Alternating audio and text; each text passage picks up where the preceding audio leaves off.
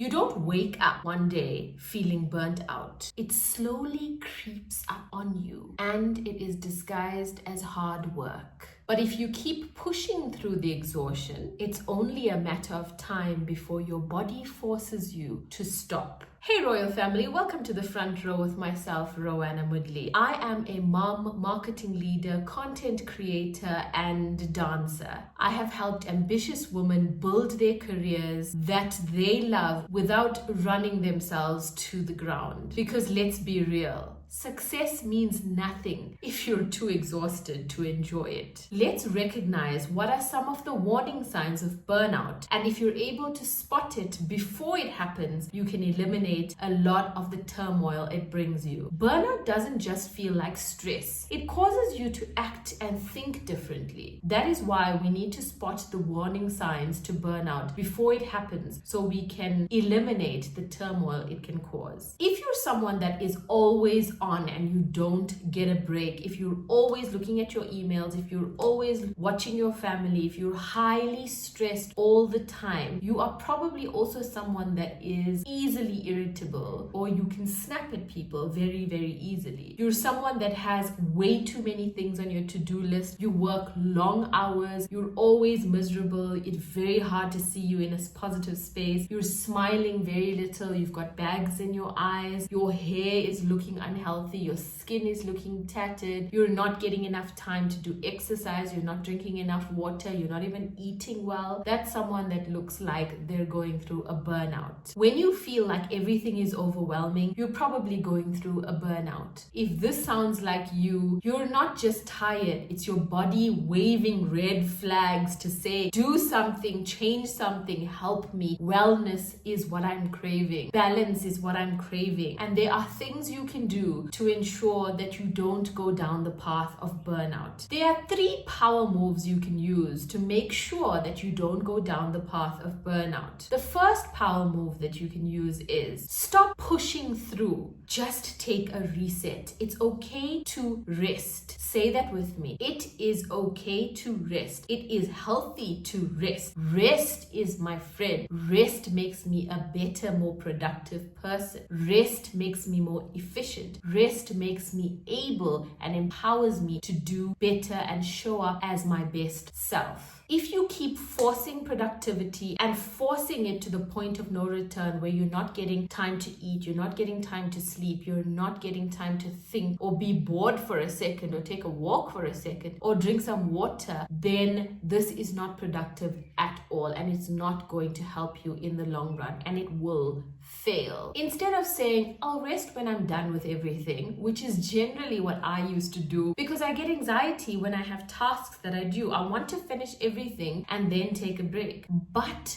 that's not the solution, because sometimes you have so many things that you need to do that if you don't take a break, you are going to face burnout. So what has helped me is to just stop and take a 5-minute break. And I don't mean scrolling on your phone or watching TV. 5-minute break to even just sit with your eyes closed or stare at the ceiling or take a walk, get some fresh air. That is rest. That's stepping out of the mess and allowing your brain to ease up a little and your body to ease up a little, so that you can go back to the task a little bit more rejuvenated. It's the same with studying. If you're studying for hours and hours and hours and hours without a break, are you even going to be learning anything? That's not going to work. You're not going to retain any information. But if you study for 45 minutes and you take a 10-minute break and you study for 45 minutes again and you take another 10-minute break, that's going to build sustenance and you're going to start feeling the momentum of studying, especially if you've got to study for 8 to 10 hours in a day before your exam. So similarly, we need to use the same methods that we learned when we were kids, the same study methods for when we have work due, whether it's household chores, whether it's motherly chores, whether it's career productivity chores. It's the same method. Work for a period of time, have a little break, and then work again. It's the only way to show up as your best self. It's also okay to take a day off. If you're at work and you're grinding every single day, and you're also grinding at home every single day, and you have no break and you don't know what the hell to do, it's okay to take a day off in the middle of the week for sanity, to just rest and wake up late and just do absolutely nothing in that day. That one day that you take in the month that's going to help you rejuvenate is going to make a world of a difference for the way you operate, the way you interact with people, and the way you see yourself and the way you feel about yourself. Because if you feel good about yourself, you're going to operate as your best self. But if you're not feeling good about yourself, you're going to project. Think about all the miserable people you know around you. Do you think they're miserable because it's you that's the problem? More often than not, you'll find that the person that's miserable and being snappy and being rude is because they're just projecting. It's the way they're feeling truly within themselves. They're probably going through something. They're going through burnout. They're going through stress. They're going through something within themselves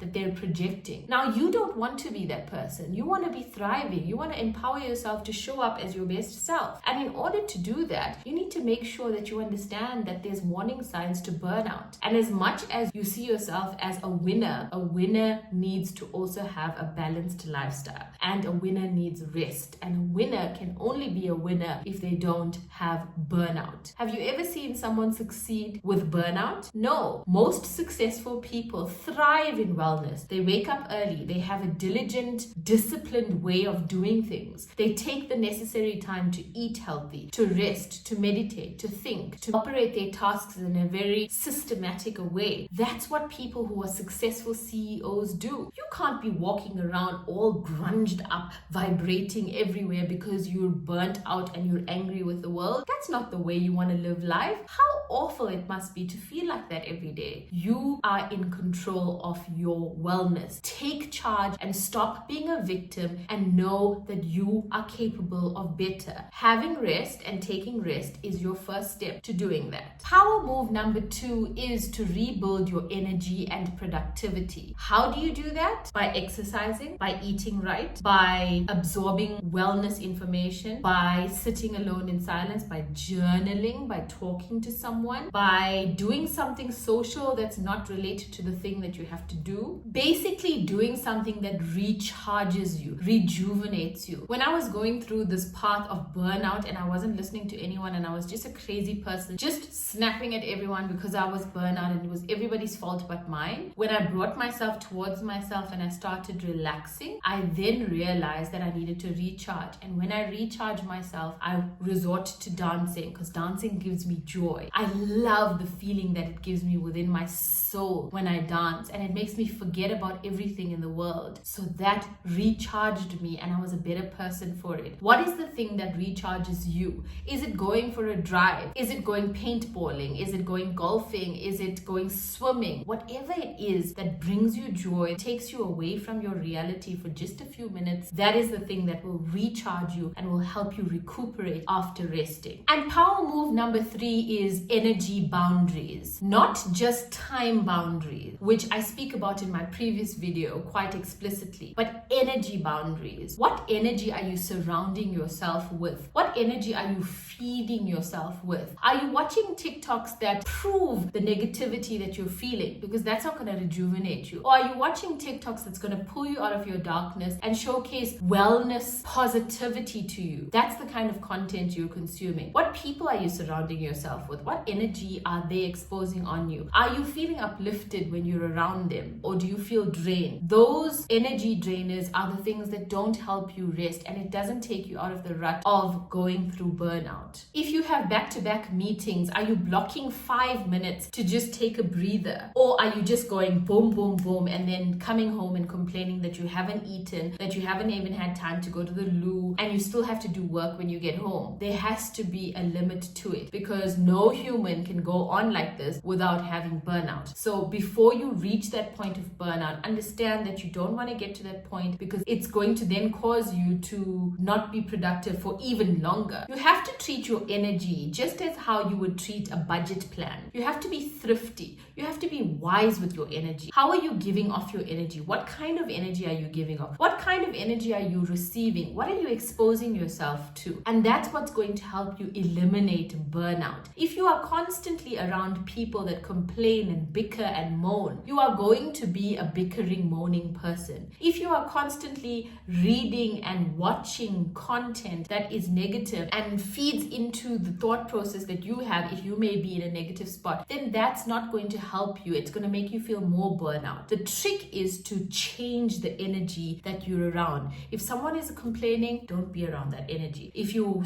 getting content on your feed that's aligned to how you're feeling, change the content. Look for something positive. Type in something positive or type in something funny. The other day, I was feeling so burnt out. You know, like your phone listens to you. So then my TikTok was showing me all the videos related to how I was feeling, and I was like, yes.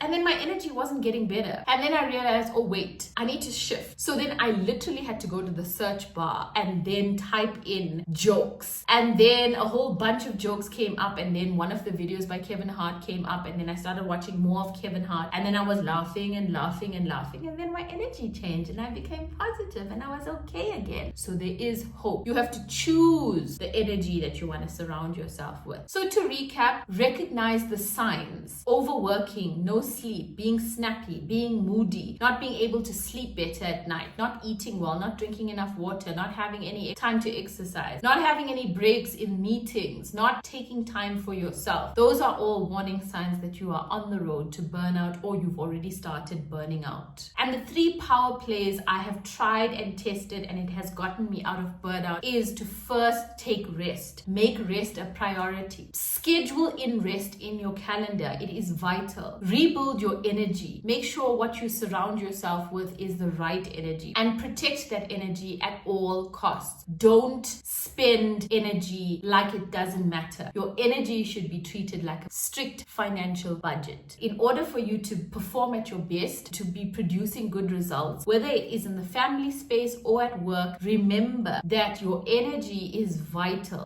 Rest is vital. And to get the right kind of energy, you need to consume the right content, you need to rest, and you need to be around the right energy and not lose the energy that you're trying to get for yourself. Because if you're around people that are 80% negative, you're more than likely going to become 80% negative. Never forget that you are who you join. If you've ever hit burnout, comment below and tell me how you recovered from burnout. Or are you in burnout and you're still finding a way to get through it? Try these 3 power plays and let me know how that has served you. You have it within you to stop and prevent burnout from happening. All you have to do is to choose to be more productive and to choose yourself first. Because if you don't choose yourself first, how the hell do you expect others to choose you? I thank you so much for choosing the front row. We'll do this again soon. Cheers.